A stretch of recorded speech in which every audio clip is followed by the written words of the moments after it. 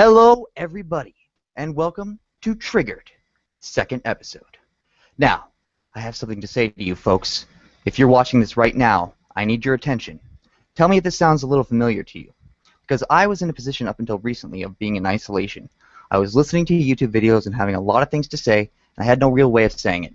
So if this sounds even remotely like you, I want you to come on the stream. Contact me at Eric D. Hicks on Twitter, or find my Google Plus page through my channel's About page and add me as a friend. Everyone who gets in contact with me and is interested will be on the show, I promise. And with that out of the way, welcome to Triggered Episode 2, The Trigger Ring, an open forum discussion panel for you. Now, we have some particularly interesting hosts today. Our first host is Mr. Wayne. Wayne, say hello. Good evening, or good morning, or good afternoon, wherever or whenever you might be. My name's Wayne. I am a human rights advocate, and that's all I'm going to say right now. And our second host today is Mr. LG Classical. Greetings, I'm LG Classical. I'm a general shitlord. That's it. Our third host tonight is Gothic Fan 51. Hello, I'm Gothic. I'm from England. That's all I have to say. We have with us also Craig Hayden. Craig? Okay, moving on. We also have Mr. Magic Bubblehead. Money, profit motive, move mountain. Money will be your god soon. I'm magic, bitch. And we also have some lovely, lovely guests tonight. Wait, Craig, do you have anything? Can you introduce yourself now, Craig? Are you fixed yourself? Nope. Okay, Craig is having some technical difficulties. We will get to Craig. All right, so we have some lovely guests tonight. First guest is Lone. Lone, go ahead. Yoski, am I up and running? You are. You are doing fine, my friend. Spiffy. I've been a long-time lurker. I'm getting some feedback, but oh well. I've dealt a bit with GG stuff, but I haven't really been vocal about it, so that's why I'm here, I guess. Okay, we also have Kimoy.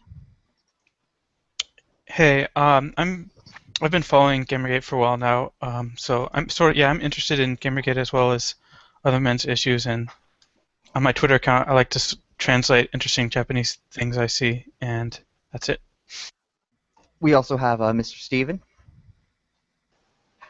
Hello, I'm a student, and I've been practically following the egalitarian things for about a few months after becoming what I identify as an ex-feminist. So, cool. And we've also got Kedrick Brown, who is our most interesting guest. Kedrick. Hello, I'm Kedrick. You can call me Aloe. I'm basically from the other side of the spectrum. I basically live where all the feminist side is, so I'm just here to learn about the other side and see they're taking the battle. Very interesting. Okay, so our first article tonight is going to be an article from Yahoo, and it's about Acme and how they're doing a very strange campaign with a 12-year-old boy. So I'm going to share my screen real quick, and then we're going to read this article. Give me a second. Share screen. Okay, here we go. Acme confirms fashion's ideal woman is a 12-year-old boy. Now, 12-year-old Frace Johansson. You're in Inception mode. Oh, am I in Inception mode? Oh, sorry. Present to everyone. Oh my, that's not good. Okay, I'll just read it. 12-year-old Frace Johansson stars in Acme's forthcoming campaign. Sometimes you know in your heart of hearts that something terrible is true, and yet you still reserve the right to be annoyed when it's actually confirmed before your eyes. Today, we see proof of what the old saw. For fashion designers, the ideal woman's body is, in fact, that of a prepubescent boy. WWD announced that the forthcoming fall campaign by fashion-forward Swedish brand Acme Studios will star Frace Johansson, who is a 12-year-old boy, who is modeling very expensive clothes meant for adult women. Walking in high heels is so hard, Johansson told WWD. I don't understand how anyone can walk in them. Welcome to the patriarchy, kiddo. Enjoy your blissfully brief stay. Johnny Johansson, Acme's creative director and also the model's father, asked his son to be a part of the campaign because he believes the boy represents the new breed of consumer for whom the cut and character of clothing is paramount, rather than seeking approval from society or following set norms. Indeed, the ads are part of a larger movement towards androgyny in fashion that's interesting and liberating in some ways, and the ads are certainly cheeky and cute. But there's also something troubling about using a 12-year-old kid to sell adult women clothing, and really expensive clothing at that. Not many teenage and 20-something women can afford the $12,000 and $12,000 coats and $400 sunglasses that Acme traffics in. The older women who are these ads' targets at least have some hope of seeing themselves in a 25-year-old model with an adult body with some curves, however scant. Seeing a 12-year-old boy poised as our ideal feels, frankly, like a bit of an insult. Make that a $12,000 insult. So there you have it. Preteen boys are the new ladies. Maybe next season designers will do away with that inconvenient third dimension altogether and make actual 6-foot-tall clothes hangers. We hear Heidi Slimane is heading up the research from his laboratory in Paris. Discuss. Okay. I have something to say first. A small comment she made.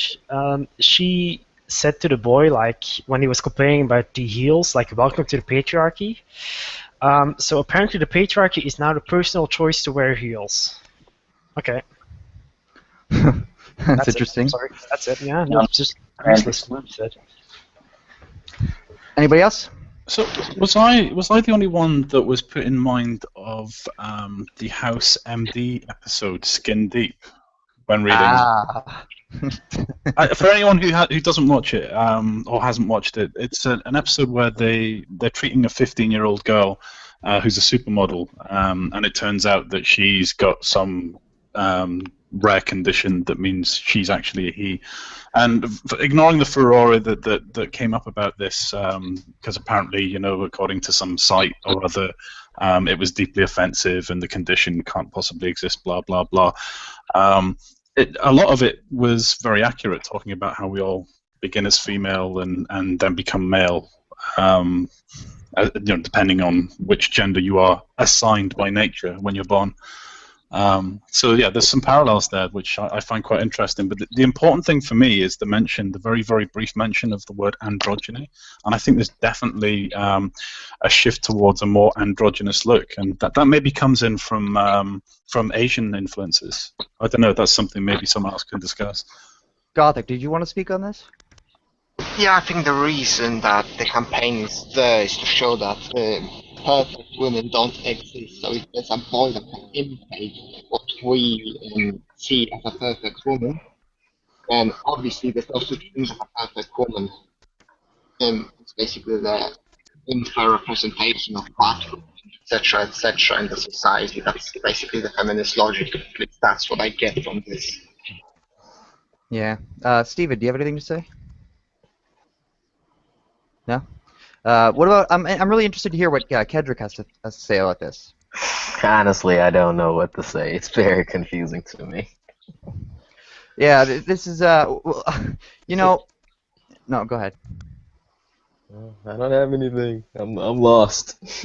Well, I don't know. This whole article, it's very, very strange. And I'm looking at it, and for those who can't see, this boy is basically like, he has a giant pink coat on. He's got some metal thing on his finger that looks like some sort of ring. Lady Gaga glasses, the most embarrassing bowl cut I've ever seen in my life. And he's, well, dressed in women's clothing, wearing high heels. And I've never seen anything like it. Really, I think Wayne has a lot more cogent points, because to me this is like looking at an alien from another planet, because I've never seen anything like this. Oh. Also, shouldn't forget to mention that the haircut he had is pretty much Dylan Roof's haircut. Yes, it You is. mean a model. He looks very much like him. So I'm not sure how he's the. I don't think there's any connection there. I mean, oh yeah, when I'm reading, you think so? I don't know. I think that's kind of, well, I don't know. That to me that seems a bit far off. But I think my impression of this article is what they're trying to say is that they want women to look like 12-year-olds, and it's an impossible standard now. So like they usually will say the women on magazines or something or in fashion are too skinny, and it's so is this the unattainable result? standard, and this is sort of being spun as extremely an unobtainable standard because obviously it's a 12-year-old boy. I think that's essentially the angle they're going for here. Yeah, I can see I that. would- and I think It sounds like a fat bitch wrote the article too. And I think, I guess the thing about this article is that it looks like it's just one case that it happened, and they're trying to act like it's a trend. So either it's a trend or it's not, but it seems like it's one of those cases where they take a single incident and they act like it's this big thing that's going on, but I don't know if that's necessarily the case here. Yeah, Yeah. I don't think there's a glut suddenly of 12-year-old boys taking jobs away from female supermodels. That's definitely not an issue. To be honest, I'm in the same boat as a lot of you guys. This is a very, very confused piece. They're not really offering an opinion on the facts of this. They're just basically pointing out, here's a thing that happened, and I don't know, maybe you need to think about it. They're not really giving an opinion, but they are hinting at, like you say, the idea that this is some sort of standard that is being set, that this unattainable, perfect woman. But surely perfection is subjective anyways. I mean, what exactly are they trying to say? It's weird because like going back to the article, they seem towards the end to get a little bit less enthralled with the position of yes, this is a good thing, and they seem more like okay, this is kind of weird, and we don't really understand this. So I don't think Yahoo personally is coming at this as like this is. I think they're just reporting like okay, look at how weird this is because it's not like I don't know. The article to me itself doesn't seem that biased because of how it's very biased obviously, but I mean it's not as biased as I would expect it to be because of towards the end them getting to this sort of You want the answer, man? Just look at who wrote the article and dig some shit on her, or on him. Leanne Dugan. Just type that on Google and show it to everybody. I'm serious right now. Do it. I don't know. That'll take a minute. I think we'll just move on. If nobody else has any comments on this. It just seems a bit weird to me. I don't understand what the message I'm supposed to get from it. So even a boy can be the perfect woman. Is that what I'm supposed to get? I think someone else was saying this, and they're probably right. It's just some weird thing, and they just wanted to make an article about it and maybe get some clicks. And I don't know that they tried to push a really hard agenda here either. I was just giving one angle that might have been sort of been the reason, but now that I think about it, it might have just been, oh, look at this sort of thing. But yeah. It's like me putting out an article that says sun's exploding soon, and like, okay, I'm gonna put this out. Let's just see what people say in response. It's to say the least, it's a strange article, but I think it's more of a strange trend, and I don't know, maybe this is the result of, or at least feminists see this as the result of how they think that men want, like they think that men are basically pedophiles, and that and they would probably, I bet you any money that there is feminists out there who would be like, oh, this is because men really like little girls, and because they see women like that. And so this is the result of men's desires, because women won't say that it's women that are creating these fashion trends. They'll say that it's men's desires. Anyone would have to try really hard to get people to believe that one. Oh no, they won't. We know that it's common knowledge that the fashion industry is run primarily by, well, almost exclusively by women and, well, homosexual men to an extent as well. Maybe that's the message here. Maybe there's some sort of backlash here against homosexual men. I have no idea. I really cannot gauge based on anything here. The title of the article seems to have very little to do with the main text of the article, and there's just no message. Yes. I don't know what to think about it. Let's just call it powerful clickbait. I mean, I would have. I think so. It's just yellow journalism. I think that there's a case of projection in pretty much every article that you see. So I will check out what the woman who did the article look like. So. She looks very much like a feminist. I just looked. It's like a feminist face. That's a very good question. What does a feminist look like? I don't think you can tell just by looking, can you? Where's a shirt that says this is what a feminist looks like? Yeah, probably. Oh yeah, I can totally see why she wrote that article. Yeah. like when you are in the anti-feminist sphere, you can just observe feminists. You just know how they look like. That's the way it works I these mean, days. aside from colored hair, I No, would have no. trouble. But even that, she seemed like a better fashion designer, you know. Yeah, yeah. Well, that's So that's it's probably why she wrote that article in the first place. I don't know. I was wondering what the dad was thinking. go ahead, Lone. I said, I don't know. I was just wondering what the dad was thinking. My assumption was something along the lines of all this trans stuff. Might as well sell out my boy for that. I Well, mean, okay. I've It been says hearing that he about. asked his son to be part of the campaign because he believes the boy represents the new breed of consumer for whom the cut and character of clothing is paramount. Precisely. Yeah. I mean, I don't know. Society, like I was just reading like something. My school, we have like this newspaper thing. It's not a legit newspaper, but it's like they pass around information. And to refer to trans, there's this thing called gender fluid. It's not what it sounds like because that's what I thought it was. But basically, they're teaching about like same-sex stuff in like kindergartens and stuff. And the very first thing I was thinking is like if you teach a kindergarten the same sex, isn't the very next question the kindergarten is gonna ask, what sex? Like that's what They I read would ask. gender. Yeah. Okay. Mindless. Well, moving on to the next article because I think we've kind of talked the shit out of this one. Fair Indeed. enough. So moving on, our next article is from the Huffington Post Canada, and our next two articles actually. So the HuffPost Living Canada, and the title is "Watching Chris Tucker Make Rape Jokes Made Me Sick," and it's by Sarah Starkman. So recently, I've been hearing and seeing a lot of people using the quote, "Comedy is the last bastion of free speech." Now that I think about it, it's probably because I've started doing stand-up comedy. It's Monday, leave me alone. Anyway, the point is, comedy can be tricky. Most of the time, even if the jokes are being used to discuss relatively sensitive subject matters, if they're done cleverly and tactfully, there's only one or two people who feel the need to grab a tiny picket sign and march around online with it. And those people are usually also extreme couponing and shooting squirrels for dinner. Sometimes, however, there's no message aimed at being communicated. It's just pure, unadulterated idiocy without the insight as to whom it may offend because it's just a joke. As an amateur comedian, I can see this happening with other amateur comedians, feeling their way through the kinks and discomforts of having the power to express your thoughts on stage. But when a famous comedian comes out with jokes that are not only unnecessary but ridiculously cruel and offensive, it takes me back a bit. Yes, you may be more easily forgiven, but shouldn't you know better? Any thoughts to begin before we continue? Ouch. What was the name of that British comedian that basically talked about rape jokes? How? Like Daff or something? Oh, Dapper Laughs. Yeah, I'm not sure.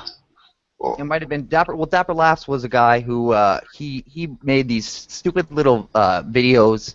If anybody doesn't know, he made these really short little like Vine. I think it was Vines. It might have been Vines because they were these short little videos of these stupid jokes, and some of them were, you might say, suggestive. And because of that, he was literally beaten down by the feminist mob to the point where he was forced to go on live TV and apologize and basically look downtrodden and sad and defeated in front of this host as the host scrutinized and interrogated him for his unspeakable acts as a comedian. Wow. Yeah. So what do you guys woman- think of comedy in general being subverted in this sense? If you read further in the article, you can just find out she claims she's a female comedian, and then she's like complaining about misogyny and I think racism or something in comedy. You know those people are not funny at all. She's just rape jokes are fucking hilarious and they should be said. Like murder jokes, like joking around is just it's just a free speech issue. Just say whatever you want to say. If people are gonna laugh, that's good. If people are not gonna laugh, that's your right. It's free speech. So yeah, that's it. Oh yeah, exactly. An off-topic question. Do you guys think that women comedians are funny? I think it depends on the comedian, but I don't. I would say that biologically speaking, it's probably less likely, or no, it's definitely less likely that women are as funny as men because they have had a less of a biological need to be funny. Well, actually, I Nice have a rip question off, for you guys. nice rip off of Christopher H. And you fucking. See, Well, I was thinking. I disagree. I disagree with your reasoning. I do Yeah. tend not to find female comics funny in general, but there are some exceptions to that. But I think it's more of a cultural thing more than anything else. Female comics tend to talk about subjects that are very female-centric, and as a result, I think they lose half of their audience. But going back to the article, this puts me in mind of. Are you guys all familiar with the late Bill Hicks, who was a Yes. comedian who he died in the 90s? He shares one of my names. I won't say which one. Yeah, and well, Bill Hicks, he used to talk at great length about the criticisms he got from religious groups who were offended by the things he had to say on the subject of atheism.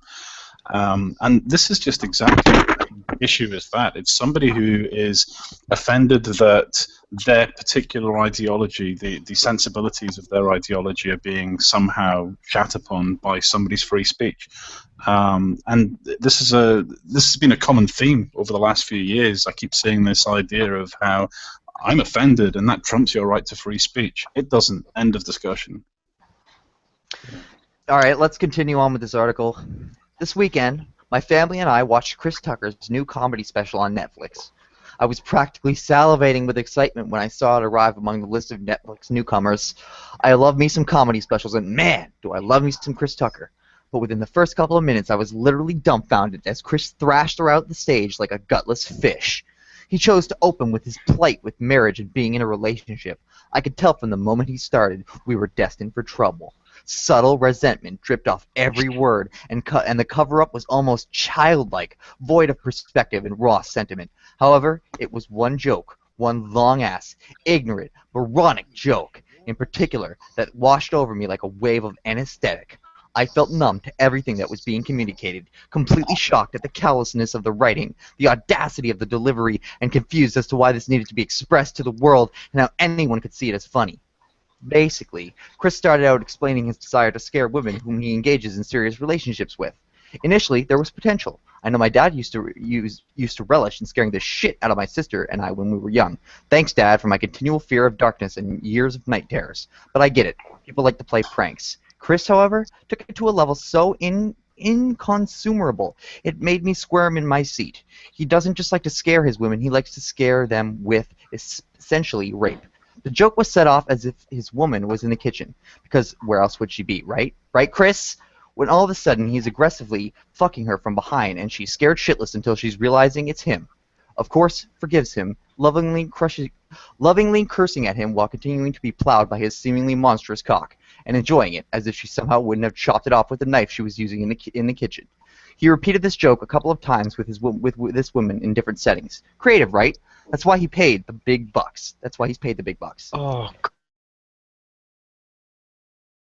Oh, wait, this comedian who is now mocking the use of callbacks. I mean, is she sure she's in the right industry here? Basically. I mean, she went like full personal feelings, like it offended me. It's so Well, not funny. She and admitted, it's like, she's like, this reminds me of when my dad used to scare me, except it's worse. It's like, Don't yeah. forget the night terror. yeah. definitely not bringing up personal information at all to make her story more relevant and to.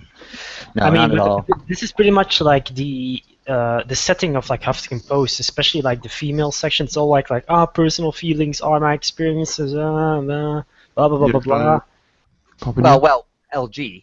Okay, does anybody else have any opinions before I continue? Yeah. I think this writer seems to think that by telling this joke he's condoning something, but I mean, he's probably just telling a joke. But Isn't there since like I a didn't massive see it, movement in the comedians like sphere? Yes. Well, are you I talking think about so. the? Yeah, you're talking about how the fact that like Jerry Seinfeld and I think it might have been Chris Tucker actually, What have come out. Chris Rock, get Chris your Rock. facts straight. God damn it, wrong Chris. Chris Rock and some other comedians have come out and said basically, we will not perform at colleges. Yeah. And yeah, so yeah, that's basically like the back movement you're talking about. But here's the thing, though. Nothing about this is funny. Nothing about scaring your partner by making them think that they're subject to home invasion and rape is funny at all. Can you imagine? I get it. Rape jokes happen, but this was no poorly constructed one-liner. This was 5 minutes of embarrassing acrobatics as a professional comedian pranced the stage, trivializing rape as if it were a fucking fart joke or a frog under the pillow.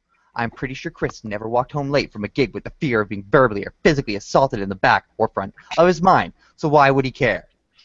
Why should he care? I feel a rage bubble up from, what the fuck? I feel a rage bubble up from deep in my belly just typing this. Thinking about the power this man has to express, inform, and influence mindsets on a number of topics. And instead, for his first full-length comedy special, chooses to belittle a deeply concerning topic as well as women in general. We're just playthings, right? Our men are free to fuck around with us. Stick it in when they want, role-play without consent, role-play rape without consent, which just sounds like rape to be honest, and have a good hearty chuckle about it in front of the entire Fox Theater. As a female comedian and someone with a vagina and eyes, I see and hear about a lot of blatant sexism and misogyny, from jokes delivered on stage to offhand comments between performers to unabashed harassment from the audience to a drip from a cowardly global morning show host canceling interviews in fear of a backlash after an extremely unsympathetic remark. Cough, cough, Jeff MacArthur. Cough, cough. And we're working on it. We're setting up all-female lineups, encouraging and inspiring each other through sketches, Facebook posts, blogs, and magazine articles, and killer speeches on stage. We cling to our idols like Amy Schumer, Tina Fey, Chelsea Handler. We continue to do what we do in spite of it all, and we're not going anywhere. We're making progress daily in all of our feminist pursuits, hopefully without ever having to stoop to the level that Chris Tucker felt he needed to go in order to get laughs. That being said, Mr. Tucker, I gotta say, the next time you find yourself in a relationship, I hope she's waiting patiently for you to drop the soap. Okay, she has some mental problems. That's the first thing I'm going to say. But again, she is like the typical feminist. She just identifies so much with her genitals and so much with her, like, I'm a female comedian, and my experience is telling me that blah, blah, blah, blah, blah. It's just all so much about the identification as being a female and being a comedian. And even though, I mean, do you really think he did that? Do you really think Chris did that? What he actually did in the joke? Did you really think he didn't make anything up? I mean, comedians make up a shit ton of jokes. Hey guys, I just got an email from Guardian. I'm triggered. I just want to point out one thing in the the last couple of lines. I hope she's waiting patiently for you to drop the soap. Is it me, or is that also a rape joke that she just said? Yes, it is. It sounds to me like a rape joke, if you ask me. That is definitely a rape joke. There's a couple of things I picked up on reading this. The first one there has just been covered by LG. That she defines herself effectively as her sexual organs. I am effectively a vagina and eyes and nothing more. So what does that say? She's basically taking away her own agency there. But the other thing was the point she made about Chris walking home late from a gig without fear of being abused or assaulted. I'd like to call utter bullshit on that. Comedians often have to face, well, I mean, again, we go back to Bill Hicks. He talked at a great length during his routines about how he would be molested after his shows. After leaving, he'd be accosted by a group of angry religious people, and them being Christians, his response to them would be, well, hey, if I offended you, forgive me. But I guarantee you that he has, and as all comedians have, has suffered from threatening behavior from his audience members who were disgruntled. But yeah, this whole thing reads like bitter, angry woman who isn't as successful as this guy. I mean, at least she's punching up, right? That's true. But yeah, there's nothing. Wait, what? She's punching up. Don't you buy into that shit, though? No, it's according to you buy into that shit of punching up. But I don't. I'm I will, obviously referring to. like the kangaroo said, I will punch a midget if he's trying to fuck with me, you know? pretty much true, yeah. Hey, Kedrick, do you have anything to say about this? Or sorry, what did you say you wanted to be go by? Yeah, call me Aloe. Aloe. Sorry, I ALO. always forget that, man. Anything Yeah. to say? Yeah, I feel like she's just honestly, I'm simple-minded, but honestly, I would just say you can't take a joke, lady. That's all I would just say. Oh, we're in trouble. Somebody's come along to burst our bubble. Yeah, yeah.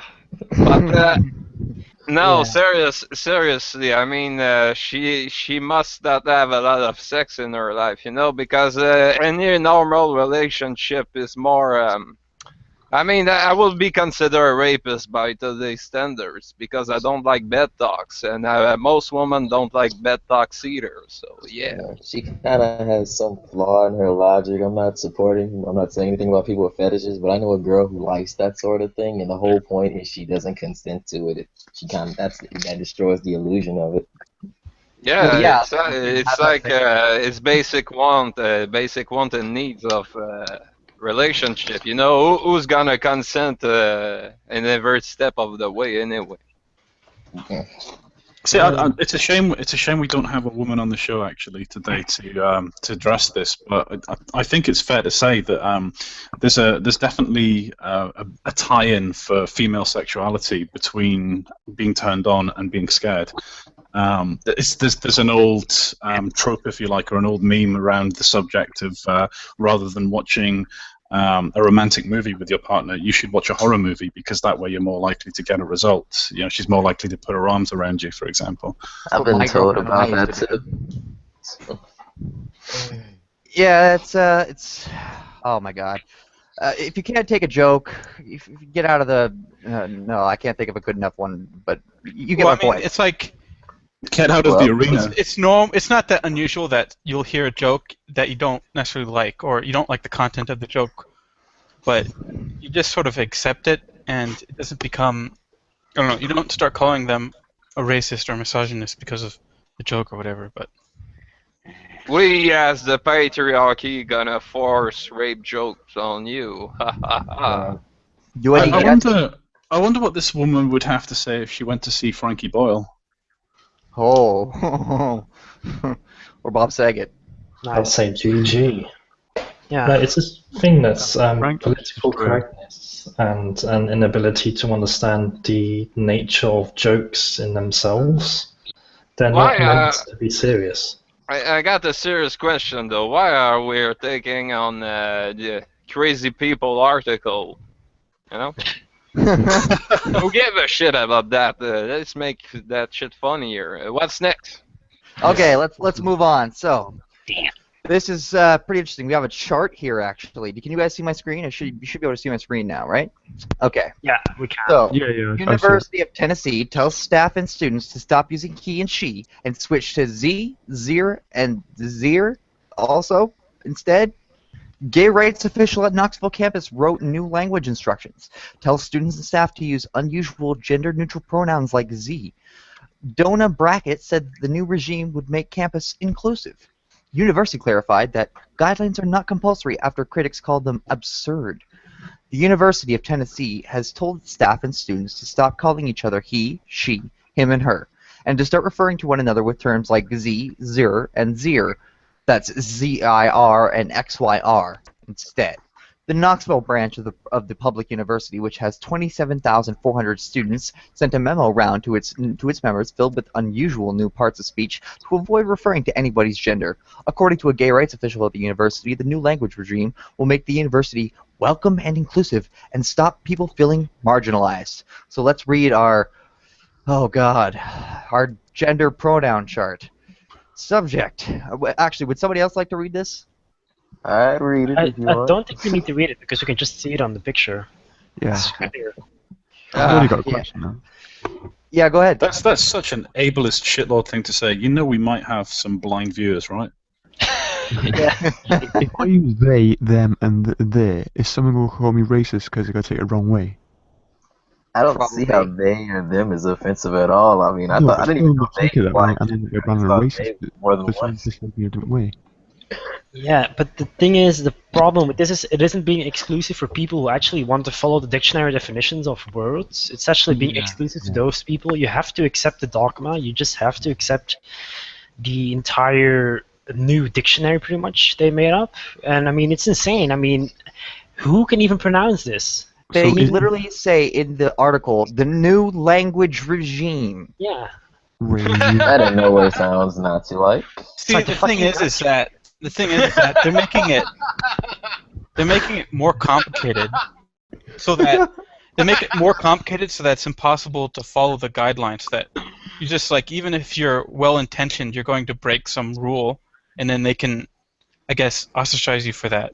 They're not making things. I mean, another way they could have done it, if they really cared that much, is they could have made just like all you really need is one gender-neutral pronoun or something. I mean, they can make it simple, but they make it as complicated as possible so that you'll, even regardless of whether you're trying or not, you'll make a mistake, and then they can call you transphobic or some Do you weird want thing to like play that. a video?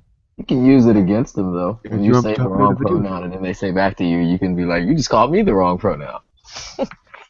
We can see if this video will play, guys. Let's really briefly see if this video will play. We'll give it a second. Yeah. Can you guys hear that? No. No. No. I didn't think so. All right, Man. yeah. Forget that. 25 seconds. It won't be too long, is it? Love, peace, pride, and purge, motherfucker. Oh, that picture. This, guys, this is courtesy weight. Courtesy weight. Well, there's not much else to this article, so let me real quick go through this. The university published the instructions on its websites on Wednesday after they were emailed to every member of the university by the institution's vice chancellor for diversity. Officials have since insisted the guidelines are not compulsory and that they do not want to dictate speech. Donna Brackett, who runs the university's Pride Center, wrote the guidelines, which are accompanied with a long table demonstrating how to replace the regular parts of speech. She also advises staff members not to call roll in class. Instead, greet every student by asking them to announce their name and pronoun of preference. Instead of he and she, Brackett suggests 4 alternatives. One is the commonplace strategy of using they, them, and their for individuals rather than groups. She also suggests Z and ZE and XE, both pronounced Z. What the and a variety of secondary conjugations to be used for anybody who rejects the traditional gender binary. Brackett argues that if everybody follows her instructions, campus will become more inclusive. Okay. Wait, I think why do we inclusive is have the wrong word. why do we have 2 different pronouns if they're pronounced the same way? That is a really good question. Yeah, And I think that's the other thing that strikes me about this, right? What if we were to take this to its logical conclusion? If they wanted to make this widespread, okay? So you're going into your job, working in, I don't know, let's say you work in marketing, and you're going in for your first meeting of the day, and because of the nature of this, there might be new people in there that you've never met before. You're gonna have to go and do the whole round of introductions again. So hi, I'm Kendrick, and I prefer to be known as Ja. You're going to be wasting so much bloody time just trying to work out exactly how you should be talking to people. I think the What reason is this? I think the reason for the 2 different pronouns is because of trans men and trans women. And besides, what's the population of trans people within the general population? What's the percentage? Does anyone know? Yeah. It's actually, apparently, I've seen studies that actually suggested that it actually depends on countries, obviously. You can't have like a broad statistic, but some countries are way higher than other countries, it seems. Yeah, well, let's say the United States. It's probably like And just a tiny percent, I'm not sure. It's going to be like 1% of 1%, isn't it? Yeah, probably, yeah. I think Everything a percent of a percent. So this here, can you guys see my screen? Because this here is Donna Brackett. This is the woman who has the instructions ordered to the campus, who said, in quote, if everybody follows my instructions, campus will become more inclusive. Okay, so what I want to say is, sadly we don't have any transgender person here, but why would a transgender person would want to be called that way? Wouldn't he want to be named after the traditional pronoun? Yeah. Yep. wouldn't he prefer like traditional pronoun? I mean, that would be seen to me to be the most respectful thing to do. But for some reason, they have to invent their own alien language to suit for some like. It's I don't get it. It's weird. It's to me it seems rather disrespectful to those who want to transition in a I can sense. think of I'm something thinking. of my own I'm thinking. experience. I'm thinking Well, maybe the. Oh, sorry. I'll let you go. You can go first. All right, yeah, I'm thinking maybe the reason why they had it pronounced the same way but written differently is so that you can still, like, someone could say it to you and you can still accidentally misspell it. So they can get you on that, you know? So it's like they're creating all these gotcha moments for you. I mean, that's, at this point, that might even be a possibility, you know? Well, You said Z instead of Z, didn't you? Said it wrong, can't you? You just call me Z. My name. I am so offended right now. I go by Z, not Z. Do not call me Z. Exactly. Would you like a safe space? Who wants to take a bet with me? What's gonna be next, headmate or otherkin? They will try to legitimize. I'm gonna go with No. headmates. Headmates first because there's that show.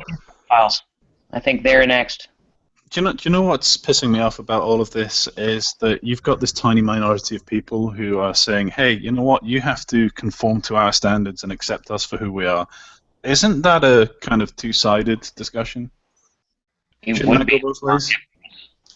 I think the major problem here is that people don't do enough shit. So instead of relying of being proud of what they have accomplished, they rely on why they identify as. So yeah. All right, let's finish up this article and then we can finish commenting on it. She wrote, "When our organizational culture shifts to where asking for chosen names and pronouns is the standard practice, it alleviates a heavy burden for persons already marginalized by their gender expression or identity. There is no information on the numbers of students on campus who do not identify as the traditional genders, and the university's official data only recognizes male and female. In an interview with DailyMail.com, Ricky Hall, the university's vice chancellor for diversity, said he was anecdotally aware of students on campus who reject traditional gender divisions. After a backlash from critics who called the proposal ridiculous and absurd, the university clarified that nobody would be forced into using these terms. In an interview with the Fox News commentator Todd Starnes, Tennessee State Senator May Beavers, a Republican, said, "It's the most ridiculous thing I've ever heard. If you must interview a student before you greet the student, there's not acceptance. That's just absurd." A statement from a university spokesman said, "We would like to offer clarification of the statements that have been made referring to gender-neutral language. There is no mandate or official policy to use the language. The information provided in our Office of Diversity and Inclusion newsletter was offered as a resource to our campus community on inclusive practices. We recognize that most people prefer to use the pronouns he and she. We do not dictate speech. We do strive to be a diverse and inclusive campus and to ensure that everyone feels welcome, accepted, and respected." I'm pretty sure this is how Goebbels talked. I think that is done the opposite effect, though, and it's not really about inclusivity if you are searching for be exclusive, you know, like having a pronoun for yourself. My university is, well, the LGBT plus society at my university has practically linked, basically mentioned this, an article similar to this about this issue, and I commented on about it's the good thing I saw in this was that it's not being forced on anybody yet, but they replied back, and I'm just going to quote on here. We are hoping to introduce policy that includes recognition of pronouns and preferred names into staff training, which kind of worries me that this is just the start of them trying to force it on other people, where it doesn't seem quite logical. I'll say kill it while it move, or it's already dead.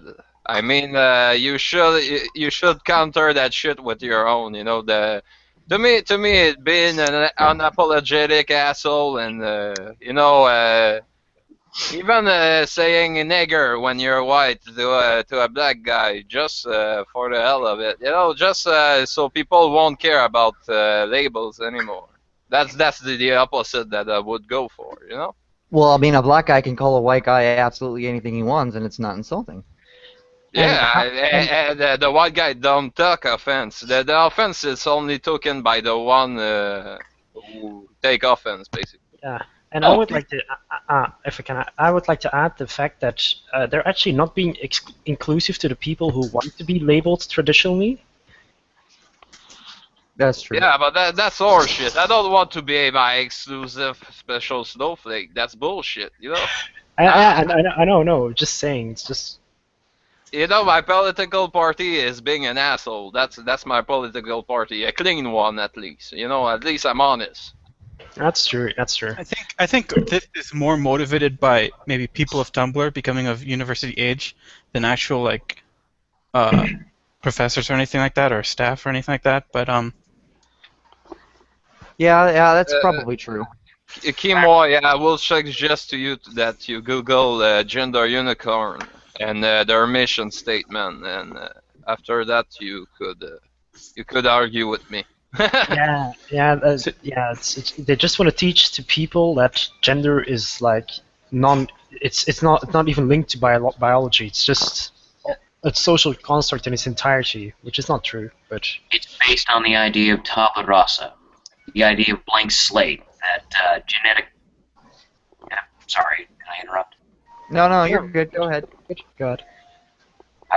I'm trying not to go on a rant because I keep listening. Dude, that is totally what you're allowed to do here. That's what this forum is for. If you need to rant, that is what this forum is here for. Go ahead and rant, dude.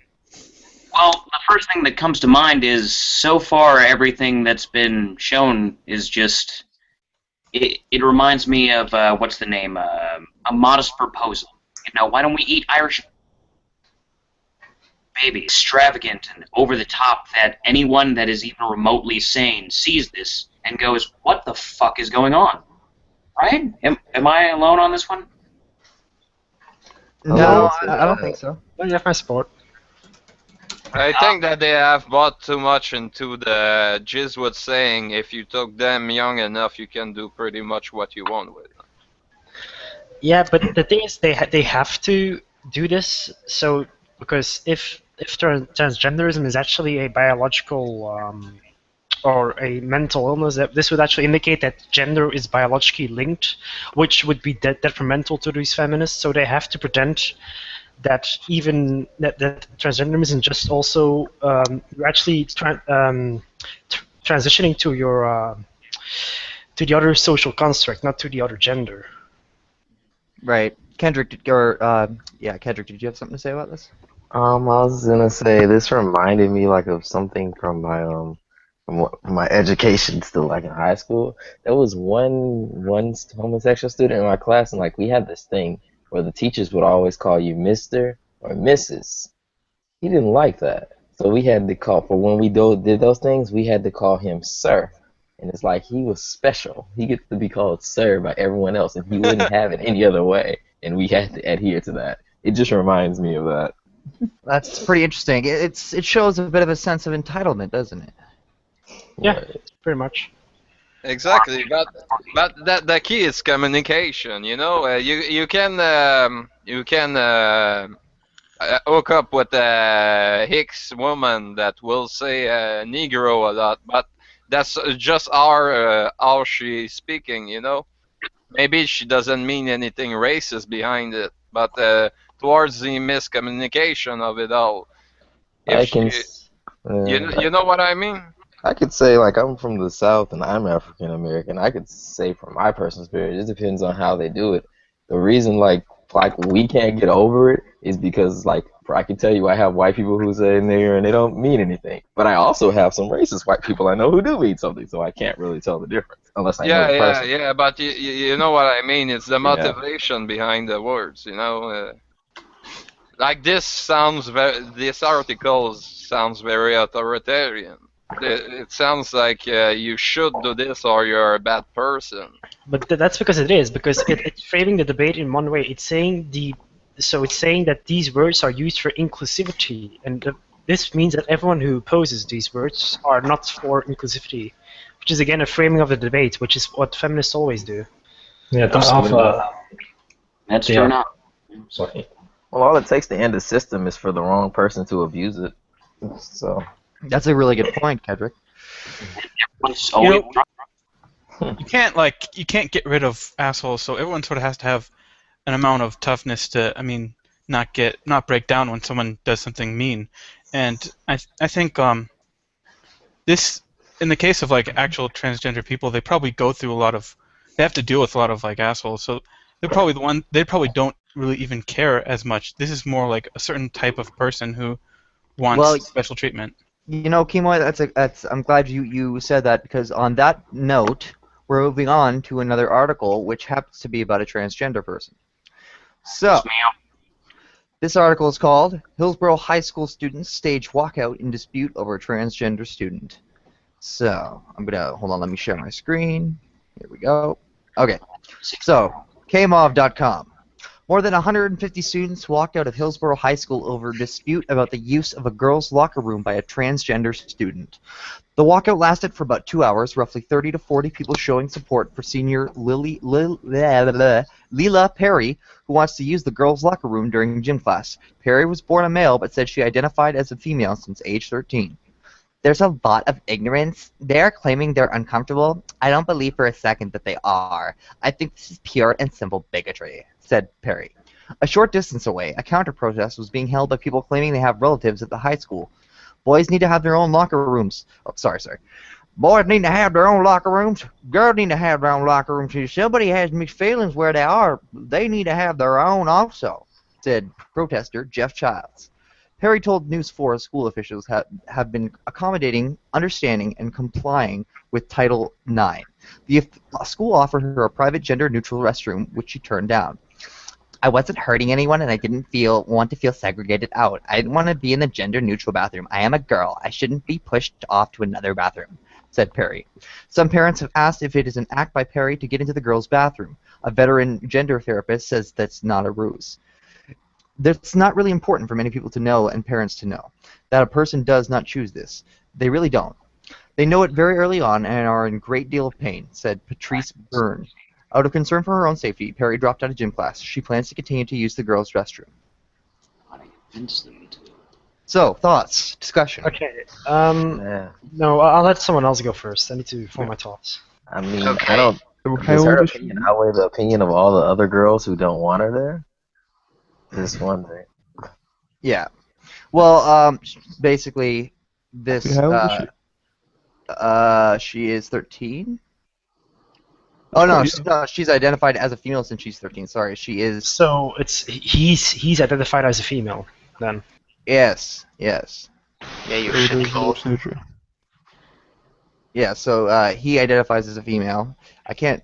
His name is Perry. So he's a very interesting individual.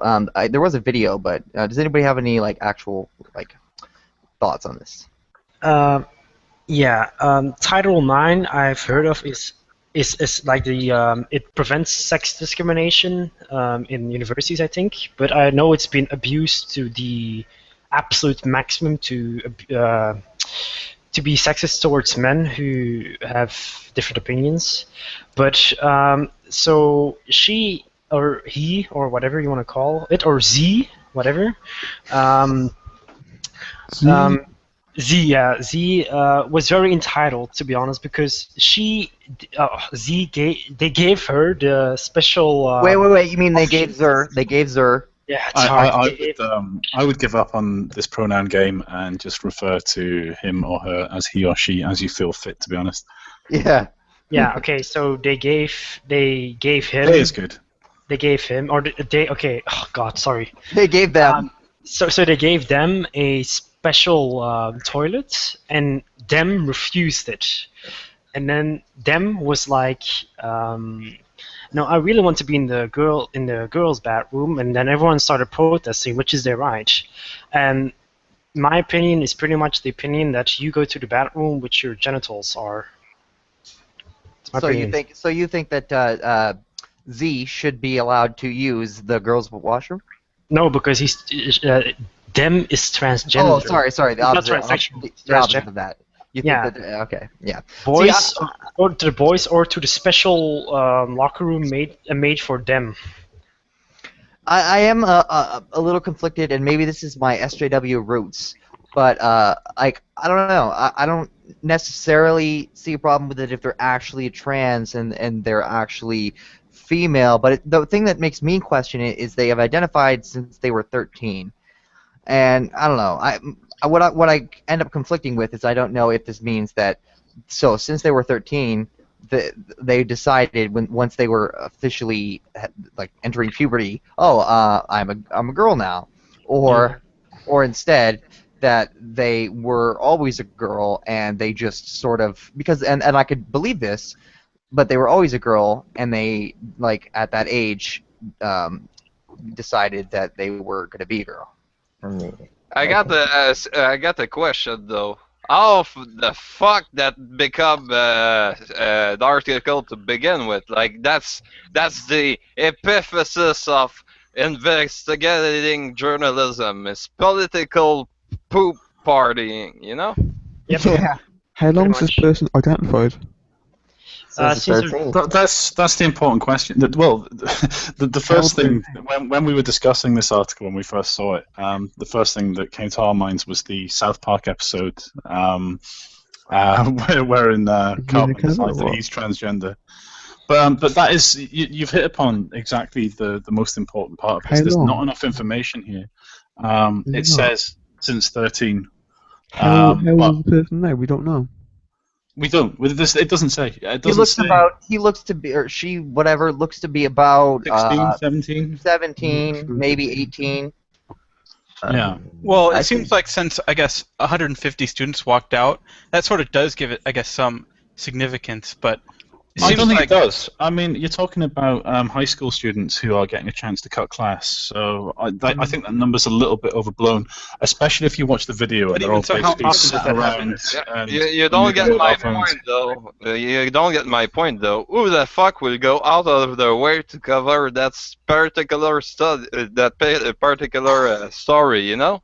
I mean, it would be like if somebody cover me beating the security guys on my high school, you know? Can I see the picture of the what you call it? The picture of the article again? Yeah, sure. Hold on. Here we go. So here is here. This is the student here. I go down. I want to see like the one part where it shows the kids sitting outside. Oh, that's a video. That's here. Can you see that?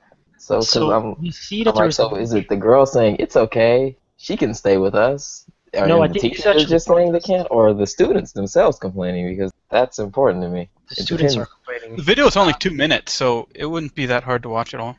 because we can watch it, but I don't know if it would play for you guys. Is the problem? No, right. because you got your ass on.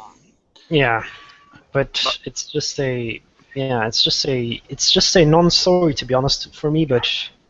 It's a very conflicted message that we're getting here. We're being told that these girls are complaining, but then the students are also protesting. I'm wondering is it the boys protesting? That's what I'm wondering.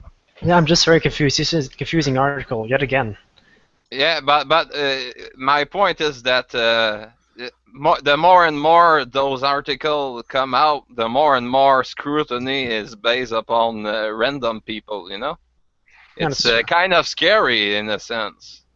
Yeah, Because I think this speaks speaks to this speaks to the trend that we were talking about earlier on. That it does seem to be a hot topic at the moment, transgender issues, and this just looks like a local site or a local news outlet has seen this going on and going, hey, that's kind of big news at the moment. Yeah, We might but get some clicks here. that particular story got covered on TYT too. You know, Yeah. I mean, it's kind of weird that people are willing to put their private life up to But that's not everybody weird. just That's to not weird at create. all. Yeah. That's something which is a rapidly growing modern phenomenon, which is people being famous for literally doing nothing, and people will go through hell just to get their 15 minutes of fame. There was a television show called The Word, I think it was, back in the early to mid 90s on Channel 4 on UK TV. And they had, I can't remember what the segment was called, but it was basically members of the public who would do shameful or nasty things just to get on television. There was one guy who he kissed an elderly woman. When I say kissed, I mean the full tongue. There was a guy who drank his own vomit live on TV. There was another guy who he ate crackers, which had his own pubes and some butter on them. And it's things like this. Like people will go out of their way to get some coverage because it gives them some kind of status. Crackers in his own. I just watched the video too. It's mostly men. everybody's It's talking mostly males at the protest. That's what I was finding strange. Well, I don't know. I think that's probably to do with the fact that, and I'll speak to this as being Kedrick, you could probably speak to this too, because I think you're probably probably the youngest here, or close to the youngest, because I know I am. But I've been in high school recently, and I can tell you right now that probably a ton, if not the majority of those kids are out there to get out of class.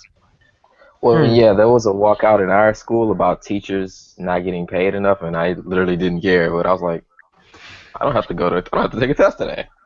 Yeah, I would like to just make one point.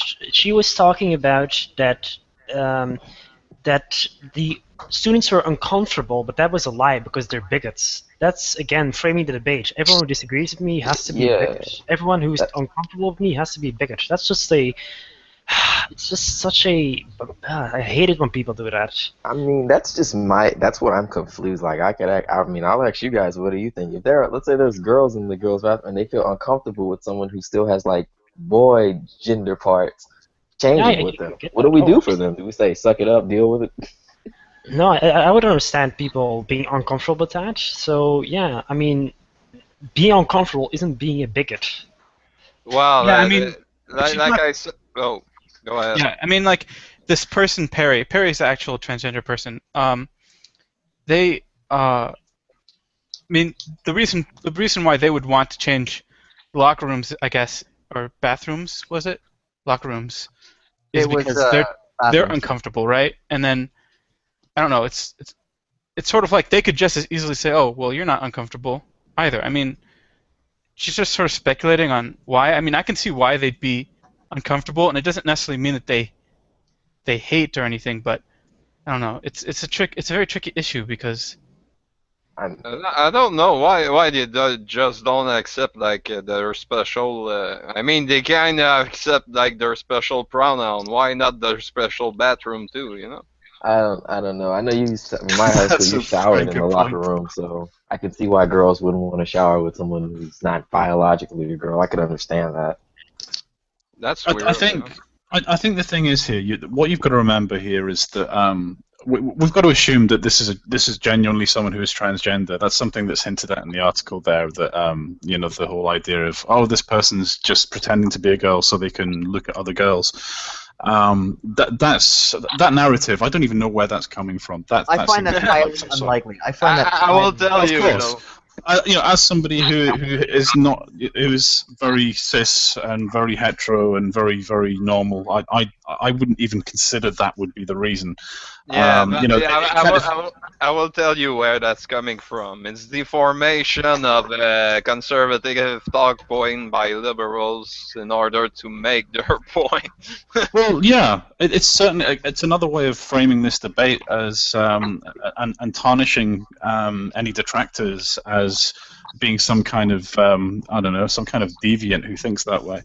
But I think it's an issue where I understand the perspective. I've got a few transgender friends, and that doesn't mean that I can speak on their behalf, but it maybe means I've got a bit more inside information as to the way that some of them think, because obviously there's a diversity just as there is with any group of people, and most people, the mainstream of society, do not understand and still don't understand transgender very well at all.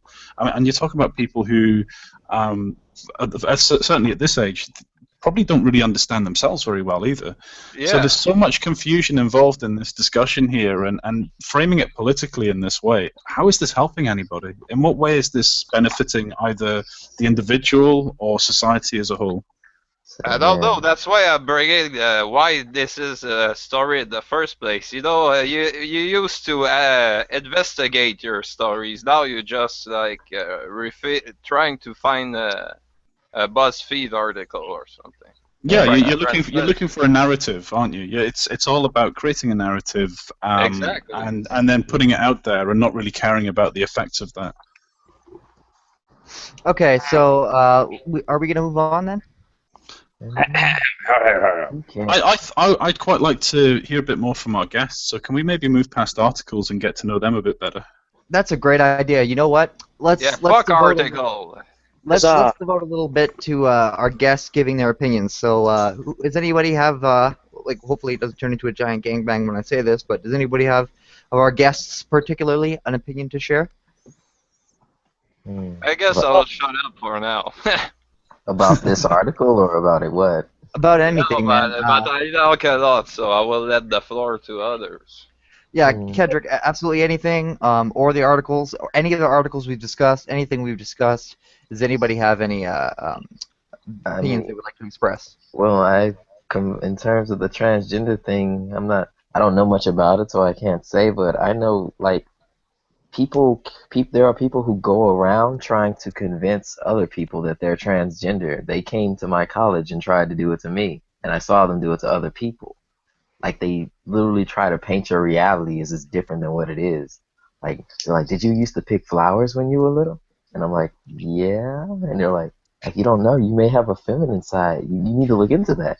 And I'm like, That's like oh, speaking to what I sent into the Honey Badgers. If anybody was listening, what I I sent did. the story, I the story I sent it to the Honey Badgers was of my ex-girlfriend who had me convinced at some point in our relationship that I might not be 100% straight because just because I was with her and because that must have meant something and because I was particularly not masculine or not. I'm not traditionally masculine. I'm not a big looking guy. I don't play sports, and I'm pretty much a loner. But like she had me assuming because of some of those facts that I might not be straight.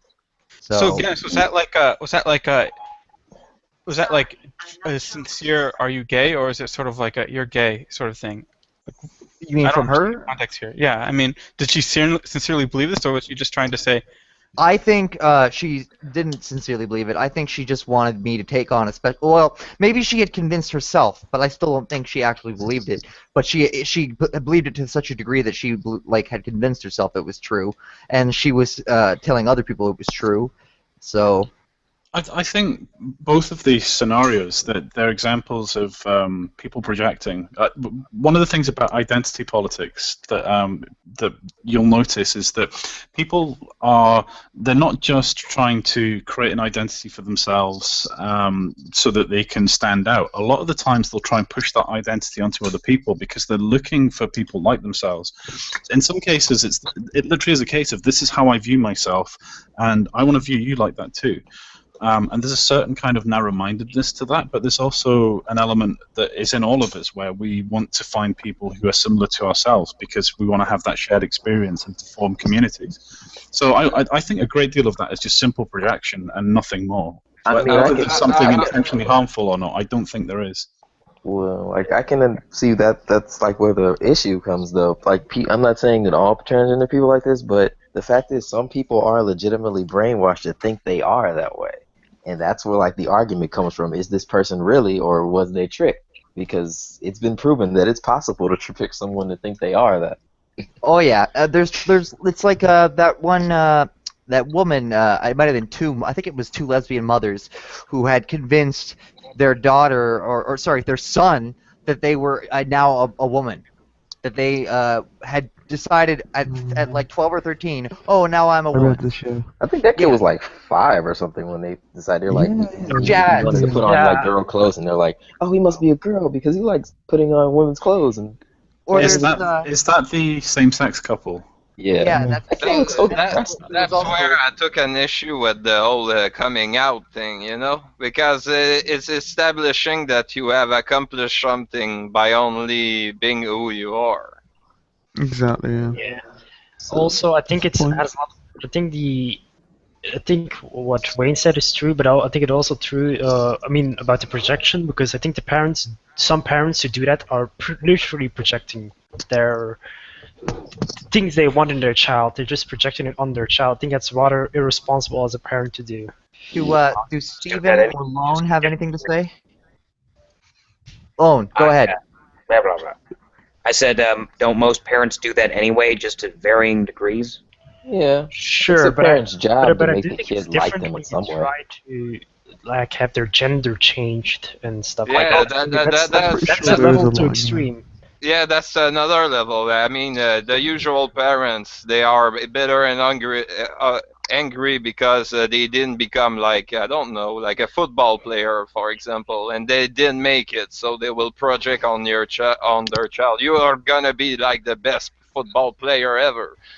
But that's another level. It's like basically corrupting thought in Then itself. again, if they fail, they still have a social structure of friends anyway, don't they? Yeah. So we're talking about then parents trying to live vicariously through their children. Exactly. Yeah, it does happen. The same-sex couple in question, it was Pauline Moreno and Deborah Lobel. I've just looked up the article, and this is going to come across as sounding a little bit bigoted, but I can see, based on what you're saying there, how there could be an element of projection happening here, where they are trying to live vicariously through their only child, who happens to be a boy. And you've got to wonder how much of an effect that has. Maybe the religious nut jobs that we like to dismiss so readily have actually got a point when they talk about the effects of same-sex couples on their children. I think there's going to be a pushback, though. I think specifically on this case that this kid, I don't think this kid is going to grow up all feministy. I think that this, well, maybe grow up, but I think this kid is going to hit a point and they're going to backlash, just like I did with religion. I think that because their parents are basically going to force them to live the life that they wish that they had lived, that they are going to hit a point in their life where they're like, I'm fucking done with this. I'm done. Which kid? Do you think you would have been so fast to rebel if you had two mothers? Yeah. There's something too. When you ban stuff, you only create a market for it. So if that become like the establishment in school and stuff, like trying to ban the gender and everything, you will have a backlash against that. You will have like the rebels of that. You know, like every generation has, basically. Craig, do you want to go ahead? Yeah, I was just saying, if you preload your kid to do things over and over again, is someone just going to just lash out and go crazy one day? Maybe, but I do think if you keep repeating it, you might just socially condition him. It's pretty Pavlovian, to be honest, but yeah. Yeah, that's a good point. Bring up Pavlov. I mean, even if you condition them, they usually commit suicide over that. I mean, just look at this. It's terrible. Yeah.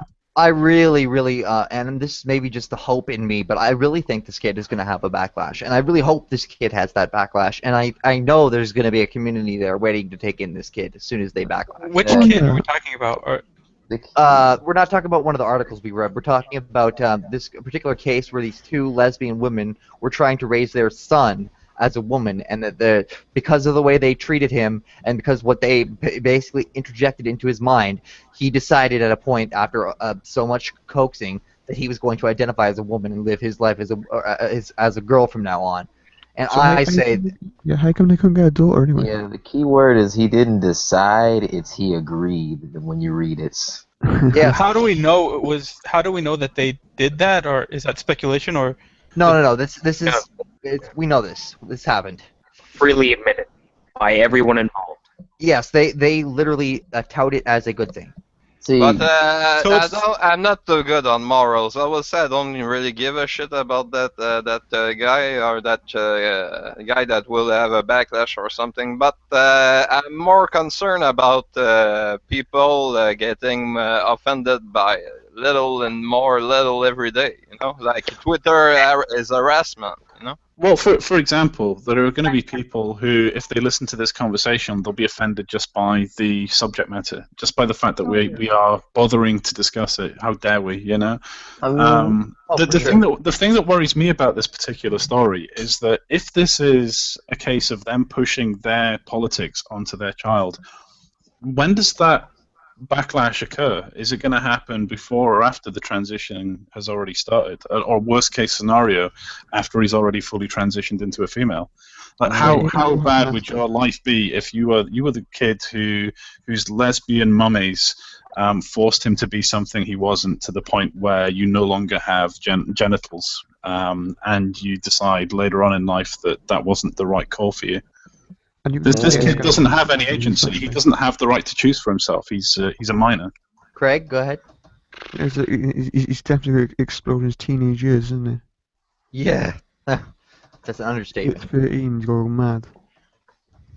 All right, do you guys want to move on to a new article, or do you want to... Oh, yeah, I think that's a good idea. I think we never actually learn about the guests. We just heard on the top. Yeah. Yeah, I don't think we made any progress in learning. Do our guests want to speak more about who they are? How about we have them introduce themselves with a bit more detail, and maybe tell us a bit about themselves? All right, so everybody mute themselves, and we're going to go through each guest, and you guys you can have a minute to not or a minute or however much time you want to say what you want to say. So let's start with Lone, since he's been quiet for a while, and he is a ranter, as by his own words. So Lone, anything to say? Well, okay, I've tried to interject a few times, but I'm not sure if my connection's a little laggy or just terrible. How well can you hear me? You're good. You sound a lot better than you did before. Just try and keep the mic at that level. All right. So, I don't know how old the rest of you are, but I'm getting close to 30, and I've gone through some crazy. My mom was what you would call a sadistic psycho bitch, and the education system was, well, you know how bad it is now for you guys? It wasn't that bad, but it was trying for it. Where are you at? I'm on the Bible Belt. Oh, okay. Okay. So the weird thing is, I didn't really get that much injection of religion, really. Really? From my family, yes, and from, say, the people around me, yes, constantly.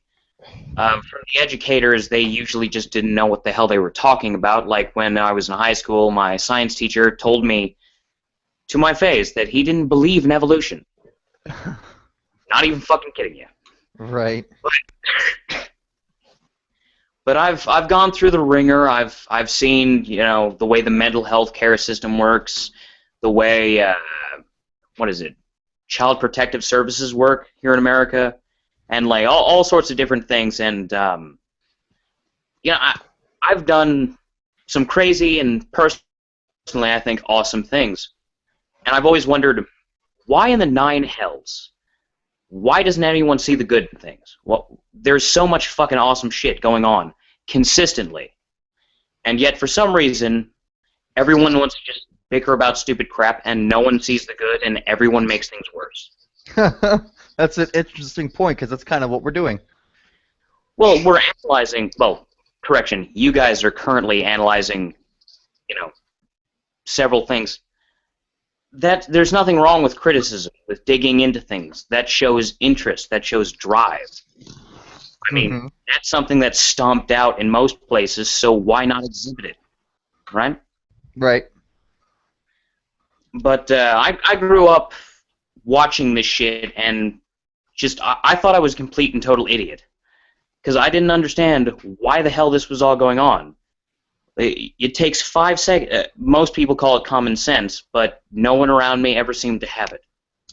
Seems to be a rare commodity nowadays. Nothing common about it. Right. But most of my life, I've been pretty stout against the religious right, because I've seen directly and obviously the kind of crazy bullshit they push. And the entire time, I'm standing around like Gandalf towards some Balrogs going, "You shall not pass," while the religious left has been behind me cutting throats and spouting crazy. So after I hit the GG stuff, I first started out with atheism, and then GG, and then feminism and MRAs as counterpoints, and then MGTOW stuff. You know, So, did you experience the Atheism Plus movement and all that? I wasn't involved in that. I only have a cursory examination of anything that's been going on for the last 5 years, until about last year when I hurt my back. Right. After I hurt my back, I had some free time, and I had an internet connection, so learning. Sorry, All right. I'm going like crazy, so I'll just... You want me to end? That's cool. We can come back to you if you want later. But Steven, do you have anything to say? Well, not on the current topic. Anything you want to interject as a topic, or anything like your story or anything like that? Do you want to tell your story a little bit? Well, as a student, given that I've had some first-hand experience with how the Students' Union works, there's quite a large, you could say, left or liberal presence. So we've got a feminist society, LGBT plus. They quite over the years I've been there, there's been a bit more of increased vocalness. So. What country are you? England. England, okay. So you've seen Emma Watson and all that like that. What I see happening in Britain is nothing compared to what I see happening in Canada. Canada and Sweden, particularly, it's awful. It's awful here.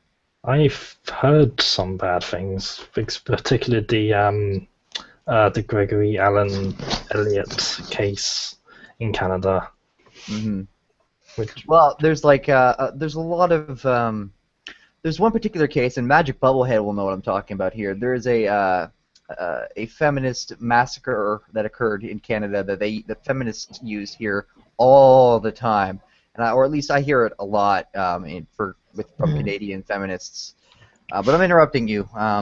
Sorry. Go ahead. Do you have anything more to say? I lost my trail of thought then. You want us to come back to you? You want to gather your thoughts? Yep. All right. Kimoy. Yeah, I guess I've been looking for a while in sort of men's issues sort of stuff, and I guess I decided I wanted to maybe come on a show and actually talk a bit. But I think I sort of found I found Man Woman Myth and The Happy Misogynist, which was the name of Paul Elam's journal long ago, I guess. And that's when I started sort of getting interested in some of these issues, and I started to see how there's like a side of the left that is sort of basically likes to doesn't really it's not interested in speech. Oh, can you hear me? Yeah, sorry. What did you hear me? When did you stop hearing me? Because I was talking for a while. Oh, sorry. No, you've been clear. Yeah, I interrupted you. I interrupted you like a very gracious host that I am. Are you MGTOW? Well, I have no intention of getting married, and I don't think guys should. So maybe in that sense, but I don't really. I mean, I support some of the things MGTOW say, but I don't. Some of it gets kind of. Some of it gets. I know what you mean. Some of it gets too overgeneralizing, and the generalizations are too. They're not really helpful. I don't think so. But I mean, I sort of support some of the things they're doing. So, but it's just that I don't buy into all the things they say, I suppose. Right. Okay. Cool. Now, on to our most interesting guest. No offense to anybody else, but Kedrick. Hello. Kedrick, why don't you explain to everybody who's listening right now exactly how you came to be in a position of being in this hangout? Well, I have. Let's see. Where do I start? Basically, I'm a person who does a lot of research, and people will pay me to do research and do research essays and stuff for them. And some of my friends, some of my feminist friends, asked me to research about MRAs and their take on it. So basically, the way it really legit started was I was watching another YouTube video and a Honey Badger stream came up, and I clicked it to see what it was, and I just came to gather information. That's how I basically came here. As for who I am, I don't know. Let's see. I'm a person who I'm Christian, so I'm probably one of the nut jobs and stuff that but all that. I But don't consider all Christians nut jobs. I don't know about everyone else here, but we're not. I don't think we're all atheists completely. But even those of us that are certainly not hard atheists, and I wouldn't say any of us would call you stupid for being Christian. okay. Definitely not. Well, when we talk about nut job Christians, we're talking specifically about nut job Christians, of which there are many, but Yeah. not all Christians are I'll nut job. apologize for having a biased view on that. It's just where I'm from. If you look like I went to a Christian school and the atheists that trashed our gym. You can't say if you say you're a Christian around any of them, they get extremely hostile with you. I mean, I've had someone ask me, "Why do I bomb abortion? Why do my people bomb abortion centers?" And I'm like, I don't remember doing that. That there's a bit of a switch up going there on there, isn't there? Because it used to be kind of the opposite, and I think things are starting to switch. And I haven't been in school since it switched, but you have a particularly interesting view. Are you still in school, Kendrick?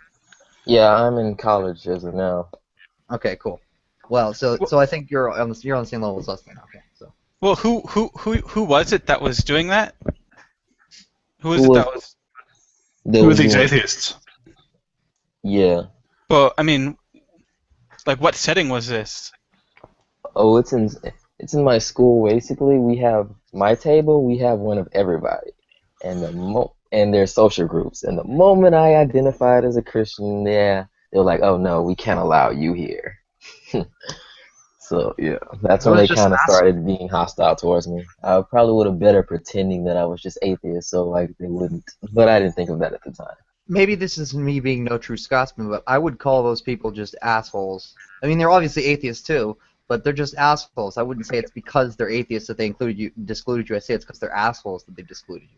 Yeah. See, without generalizing and without being disrespectful, I would just call them immature. They might identify as atheists, but they've got a long way to go before they can consider themselves free thinkers. When you talk about groups or loose affiliations of people in schools, often it's just about surviving that very, very difficult social period in your life. So identity politics are nothing new. Anybody who has been to school can attest to that. Yeah. Well, I've found a new group to hang out in, but like that old group, they don't really like me because, like I said, I'm a person who loves the research, and I guess it's their duty as atheists. I don't know what atheists preach, but that they have to make me an atheist, so they'll bring studies to me, and every time I have an objection to them, they'll be like, "That makes no sense." Like that. Well, we can have that conversation if you want. I mean, atheism is at its core. Atheism is just a simple stance on a single position. Anything beyond that it's entirely down to the individual.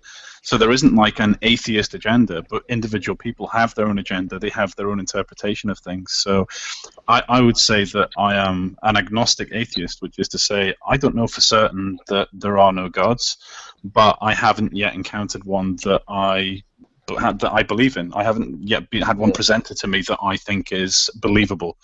Much like if you might be agnostic on unicorns. If somebody told you unicorns existed, you'd say, I don't believe that. But atheism, it's not an ideology. It's not something where, and anything that's added into that, and a lot of it is reactionary, to be honest with you. But anything that is added to that simple statement, I do not believe in X God, that comes entirely from something beyond the atheism, and you're talking about the hardline anti-theism rather than atheism. Well, That's a good point. I mean, there's really two things when I hear that, there's like two things that come to mind. Either there's sort of like the more aggressive atheists who want everyone to be atheist or really dislike religion, and then there's also sort of the identity politics sort of people who maybe they have like certain groups that are like the upper groups or the privileged groups, like being white or being male or whatever, and so they see Christian as a privileged group and they're attacking it. Right. Exactly. I think what you're seeing there is almost kind of a reaction to a form of oppression. Because can you imagine coming out as an atheist, say 100 years ago, or even 50 years ago in certain areas, especially in America? I mean, hell, even 10 years ago. And that's the kind of people that you're probably encountering is those. I know. I've been blamed for stuff that's happened over 100,000s of years ago. It's somehow Yeah. my fault. I guess my ancestor was there or something. But Well, then you know what it's like to be a man then who is told by a feminist, "Hey, we need to teach men not to rape." Yeah, yeah, pretty much. yeah, I never understood that. I was taught not to take things when I was a kid, and that didn't stop me from taking stuff as a kid. So I never understood That's a that. great point, Kendrick. Also, I feel that I don't feel like they realize the irony of that. Someone was asking me like, why do when places that have classes and stuff that tell people not to rape, their rate goes up? I'm like, because you're teaching the rapist tactics to get close to women. Hey, there's a point right there. Yeah, I think a lot of it. This is a question that needs to be asked more, right? Does anybody here, anyone at all, have any of you grown up in a culture or in a household or in a country where there is any express message suggesting that you should rape? Nope. In New Orleans, I know a group like the hood gangs in there. I have some relatives there.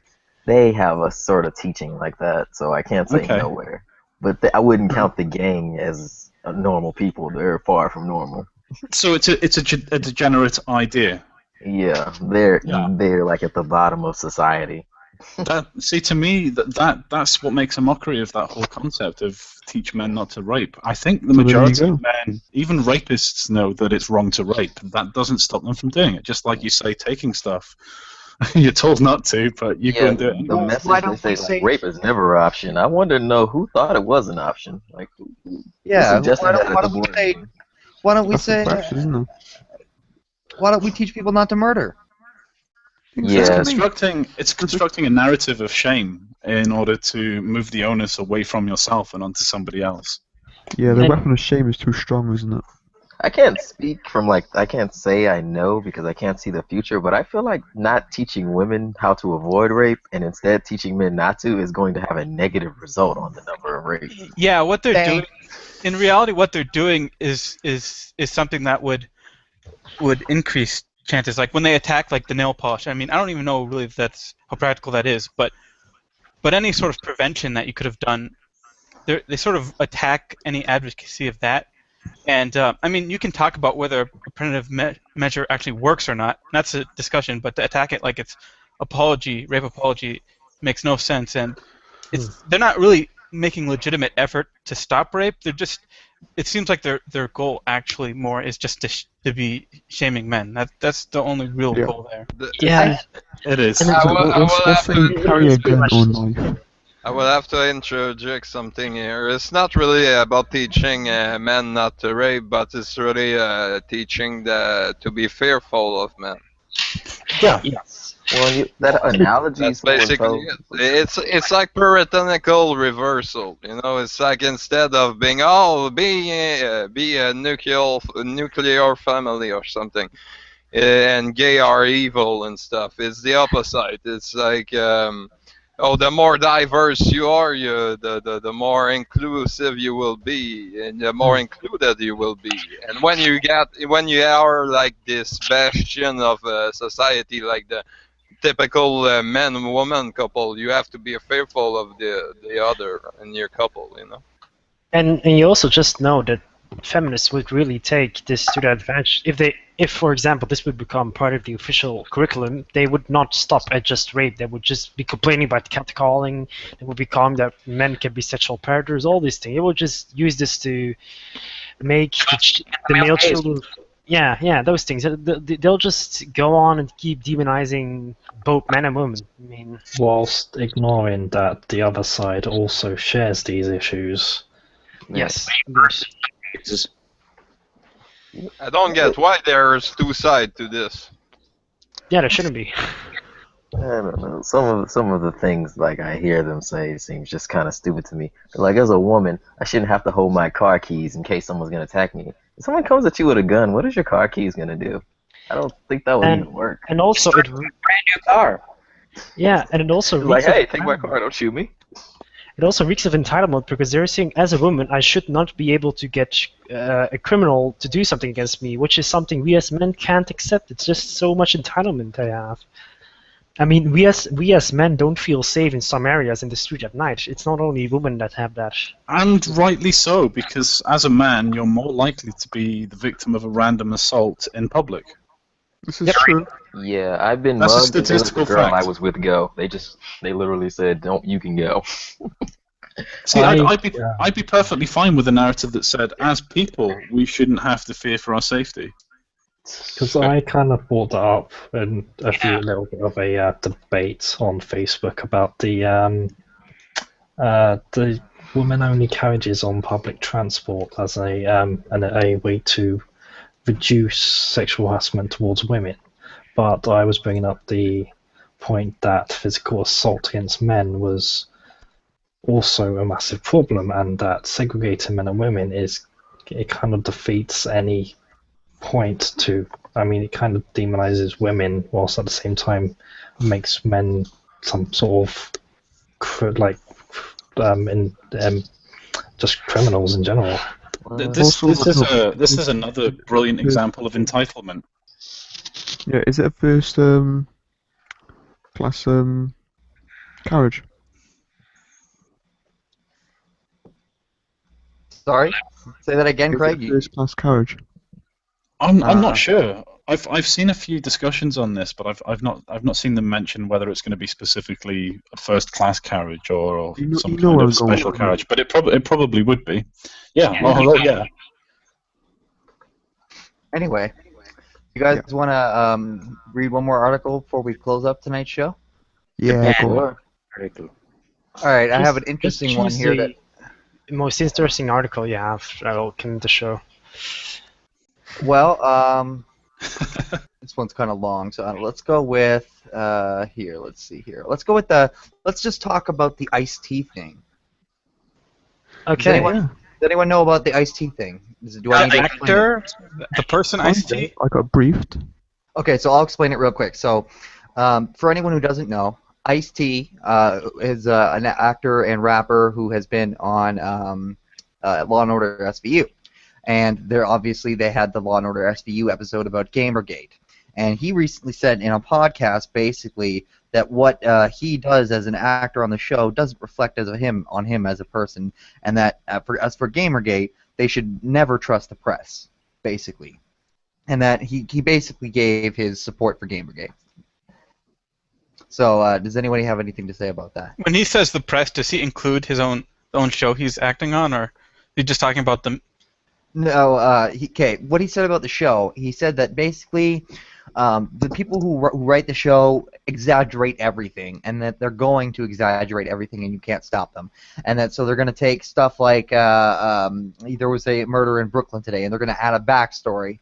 And so they don't really look into the details of the story. So they saw, oh, there's some stuff happening on the internet with gamers, and they took it and they added the story, and that's the way Ice-T sees it. So what do you guys think? Do you think that he's right? Is Law and Order just a show, and should we just ignore it, or what? I mean, I don't. I think Law and Order always tries to do controversial topics. I thought that was like a thing. We can't actually ignore it because it's going to happen again with another show, isn't it? We have to be ready. Yeah. I feel like it's a bit hypocritical to say a show offends you, but then criticize someone else. No, it doesn't offend me, but we have to be ready. All right. No, there's a difference between being offended and just being blatantly misrepresented. Yeah. That's the issue, isn't it? It's not that it's offensive; it's that it claims to speak on behalf, or it represents you in a light which is nowhere near the truth. Or if it doesn't, even if it doesn't say that it does, it ends up doing so. Its result is the same. Propaganda against everyone else you know who sees it. True. Yeah. Yeah, I mean, the certain extent in which it's kind of off-putting is more about how horrifyingly inaccurate it is, other than anything else. But I just think he's just claiming his check when he's just doing the show, really, isn't he? Yeah. I mean, It's just a job to him. if I was doing a Yeah. show, I would literally, for me, if I was trying to get attention, I would just look at the popular articles and be like, okay, this is what the people think of them, so this is what I'll show. That's Gothic, did you want to say something to this? About Ice-T. Well, to be honest, I don't really know much about Ice-T, so I can't speak from like a perspective of a fan. So, is anyone here a fan of Ice-T? I'm familiar with him, not I fan, mean, but listen to music. I can't say anything. I think a big It's so thing about old. this. Yeah, I think a big thing about this story is the fact that he played in that Gamergate SUV episode, and now he is in support of Gamergate, so to say. And I think he may have a point that the mass media will always have some stick in the game and will always have something against Gamergate, which would push for more ethics. And the mainstream media, as we all know, has nothing to do with ethics. They couldn't give a shit about any ethics. Well, it's a morality thing. Whoever is like considered the most moral is always going to be whose side the media takes, because they can't choose a minority because they can't handle the majority attacking them. The majority agree with them, like the things feminists say, so that's why the media side with them. If you want the media to side with the other side, you would have to make yourselves the majority.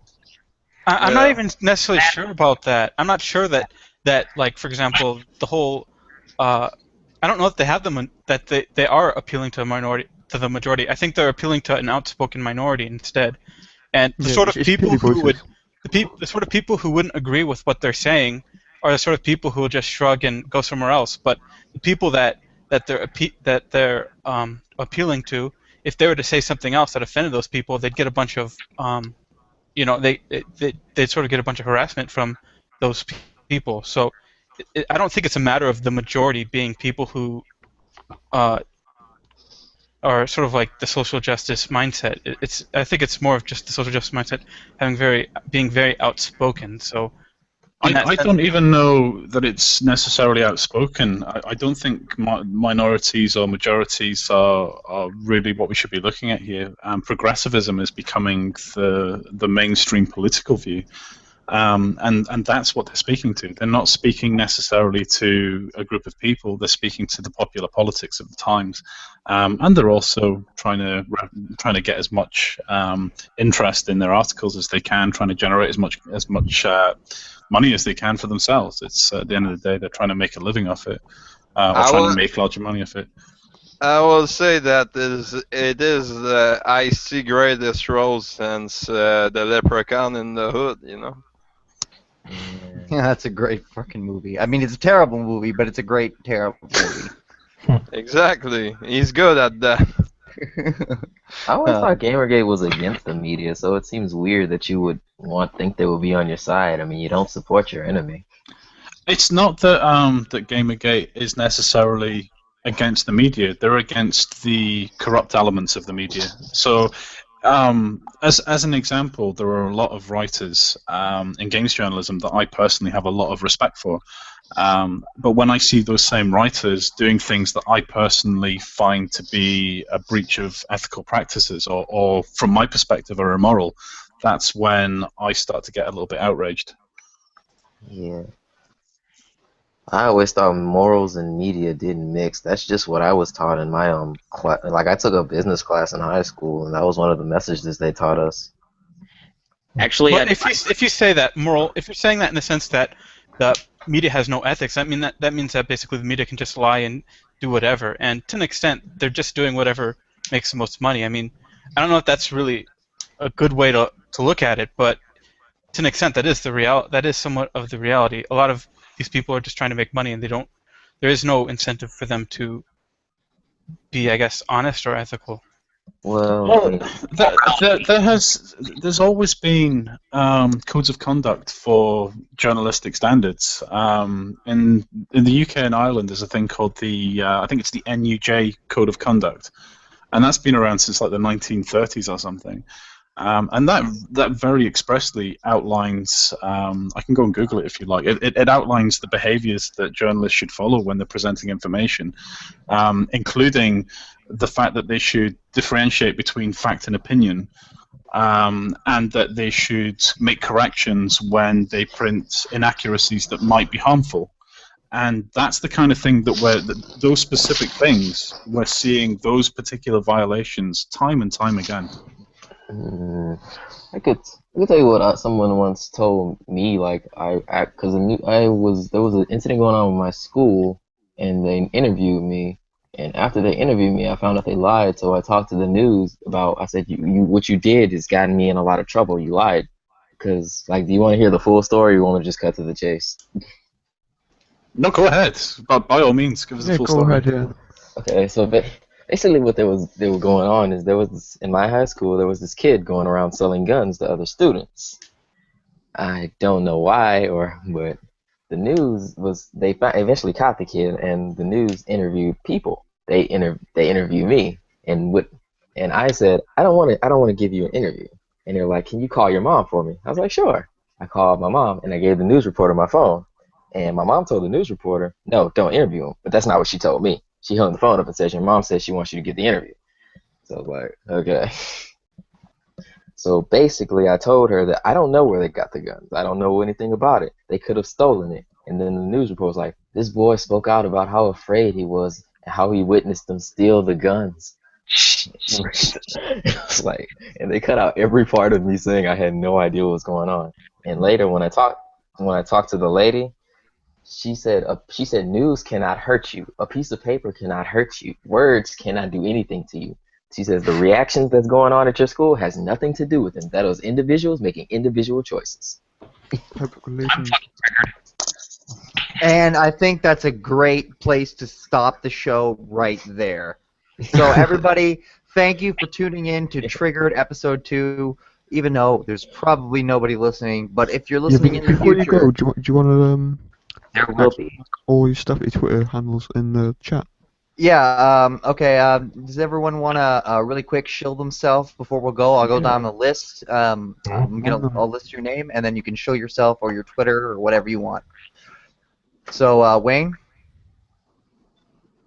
Get back to me. I've got an interruption here. Steven?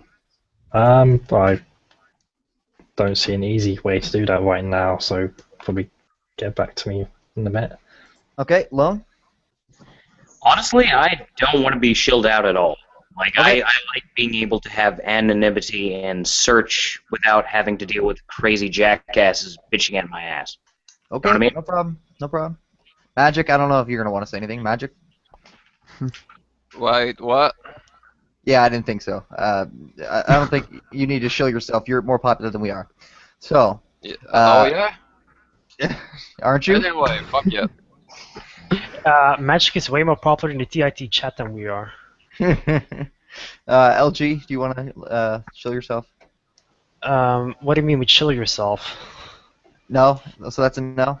Sell yourself. I don't understand what he's asking either. I'm LG Classical. I'm a psychopath. That's myself. Bye. Keyboy? I don't really have anything to show, but I guess you're probably going to put, YouTube channels or something in the description? Yeah. Yeah, we'll try and we're going to integrate everybody's Twitter handle and YouTube channel. If everybody can put that in the chat right now, we're going to deal with it after the show is off air. So. All right, sure. All right, I'm gonna have to make Kedrick? another account because, like I said, I have some people who are, I'm with the other side mainly, and they're really hostile towards me. So I wouldn't want to get myself in any trouble that I know you guys couldn't protect me from. Okay, no problem. Gothic? Yeah, the Steam community. So if you want, you can join the Steam community.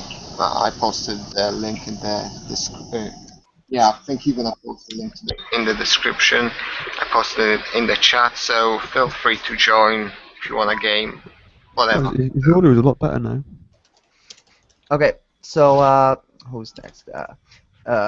Craig. Yeah. Anything to shill? Over my Twitter and my YouTube, I'm okay. I've already done it before, though. Yeah. Okay, so I'll read out the Twitter handles that I have here, and then we'll wrap up. So I have at Kimoy Dute, or sorry, I can't pronounce your name. I'm probably just butchered it, dude. But sorry, it's at KIMOIDOUTEI, and then at Craig Hayden, and at Wayne Nitterton. Is that how you say it? No, Wayne Turton. Sorry, I added a That's fucking. terrible. Yeah. There'll be some confusion because it's no longer my surname, but yeah, at Wayne Turton. Okay, so thank you. Oh, and also at Biotic Warlock, Biotic_Warlock. And you don't have to worry about me. You guys, mine's in the description, and everybody else's will be in the description in the future. So thank you for tuning into Triggered. Goodbye.